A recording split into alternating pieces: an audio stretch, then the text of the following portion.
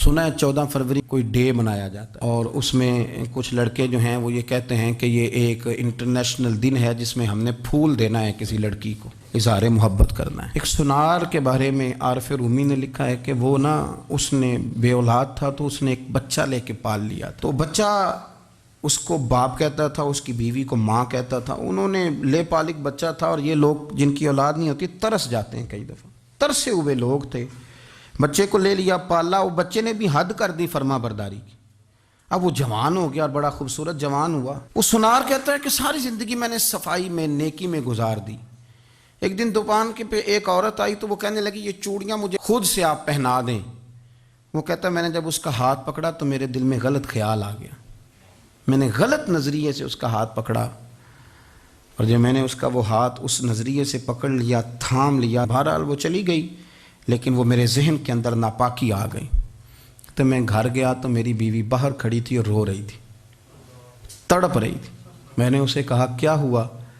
تو وہ کہنے لگی کہ بچہ ساری زندگی فرما بردار رہا، میں نے ماں بن کے پالا، پر آج اس نے غلط ذہن سے میرا ہاتھ پکڑ لیا ہے، اور میں تڑپ گئی ہوں، ٹوٹ گئی ہوں کہ یہ اگرچہ لے پالک تھا، کسی کا تھا، پر میں نے تو پتر سمجھ کے پالا تھا، یہ کیا ہوا؟ وہ کہتا میری چیخ نکل گئی، تو میں نے اسے کہا کہ یہ اس کی غلطی نہیں، یہ میری غلطی ہے۔ میں نے باہر آج نظر گندی کی ہے تو رب نے مجھے سزا دی، یہ مجھے سزا ملی ہے۔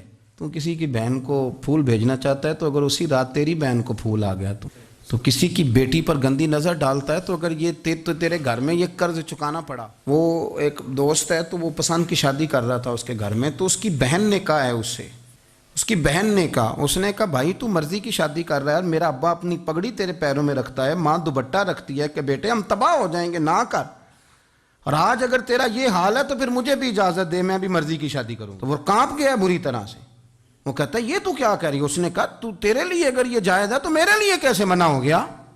تو یہ کوئی مہذب قومیں نہیں جو ایسے کرتی ہیں، یہ کوئی تعلیم یافتہ ہونے کی یا گورا چٹا ہونے کی علامت ہے؟ کیا آپ کسی کو پھول بھیجیں گے شرم نہیں آتی؟ مہذب قوم اور شریف لوگ کون ہوتے ہیں؟ میرے نبی کریم علیہ السلام نے فرمایا الحیاء من الایمان، حیا تو ایمان کا حصہ ہے، اگر تیری نظر زیادہ جھکی ہوئی ہے تو زیادہ حیا والا ہے۔ اس لیے یہ کوئی گند مند کسی جگہ بھی کسی شخص کو کرنے کی اجازت نہیں، ورنہ یاد رکھیں اس لیے کہ جب آپ کے گھر میں بہو بیٹیاں ہیں، بہنیں ہیں، پھر بھی آپ یہ ذوق بنائیں تو پھر پتہ نہیں کیا سوچتی ہے دنیا، کہاں رکیں گے۔